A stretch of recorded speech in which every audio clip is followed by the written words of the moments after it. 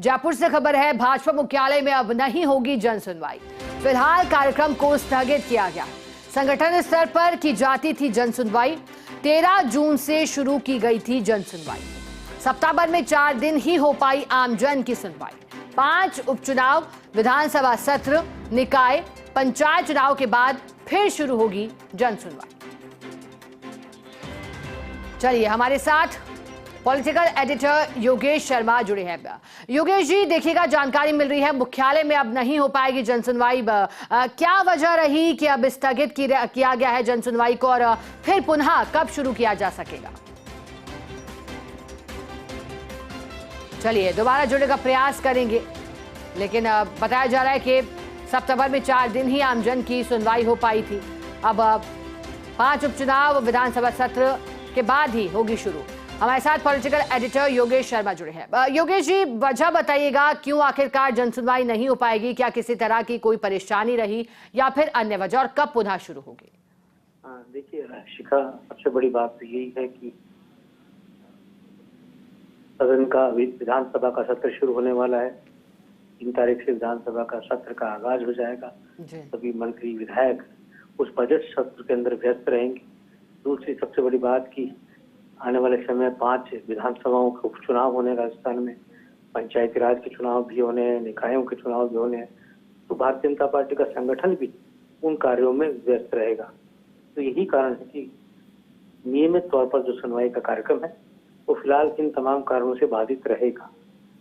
10 तारीख को राजस्थान में बजट आने की संभावना व्यक्त की जा रही है। तो उस कड़ी में हम देख सकते हैं कि पूरी तरह राजस्थान के अंदर संगठनात्मक रूप से, क्योंकि बीजेपी खुद सत्ता में है और जन सुनवाई के कार्यक्रम होते हैं, परिवेदनाएं होती हैं, वो सरकार के समक्ष जाती है, मंत्रियों के समक्ष जाती है, और सुनवाई का जो दायरा है उस पर भी विचार चल रहा है। अभी तक जो बात सामने आई है कि पदाधिकारियों की सुनवाई का उतना असर नहीं हो रहा जितना अगर मंत्री वहां बैठेगा तो सुनवाई का एक अलग महत्व होता है। और फरियादी भी यही सोचकर आता है कि वो मंत्री के समक्ष अपनी बात कह रहा है, मंत्री के समक्ष अपनी परिवेदना दे रहा है, तो उसको जो आत्मसंतुष्टि होती है वो मंत्री से मिलकर कहीं ज्यादा होती है, और उसको ये लगता है कि उसका काम अब सही हाथों में पहुंचा है। कुल मिलाकर ये एक बड़ी बात होती है। दूसरा, संगठन के पदाधिकारी सुनवाई करते हैं मगर उसका एक दायरा सीमित तौर पर होता है। अधिकारी वर्ग है उस पर उतना प्रभाव शायद नहीं पड़े जितना एक मंत्री से अधिकारी को फोन करता है तो उसका असर होता है। तो कार्यकर्ता आधारित ये जन सुनवाई है, आमजन भी इसमें शामिल है।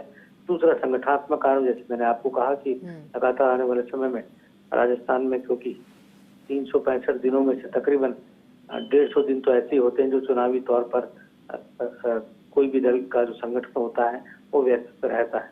ऐसे में भारतीय जनता पार्टी का भी संगठन है अब चुनाव में व्यस्त रहने वाला है, और चाहे निकाय के चुनाव हो, पंचायत के चुनाव हो, चाहे विधानसभाओं के 5 विधानसभा ऐसी है, उन विधानसभाओं के विधायक अब सांसद बन चुके हैं, वहाँ चुनाव होने हैं।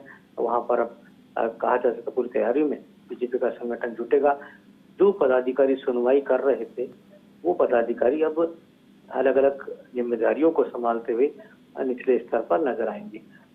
तो कहा जा सकता है कि लोकसभा चुनाव परिणाम में जो खामियां रही, जो परिणाम जिस स्तर पर बीजेपी को प्राप्त होने थे उस स्तर पर नहीं हो पाए, तो उम्मीद थी उतनी नहीं मिल पाई।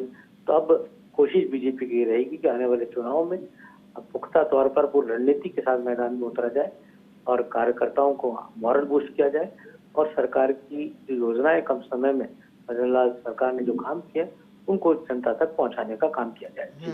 बिल्कुल ठीक कह रहे हैं योगेश जी आप, और आपने तमाम वजह भी बताई जिस वजह से ये फैसला हुआ। बहुत शुक्रिया योगेश जी आपका साथ जुड़ने के लिए, जानकारी के लिए।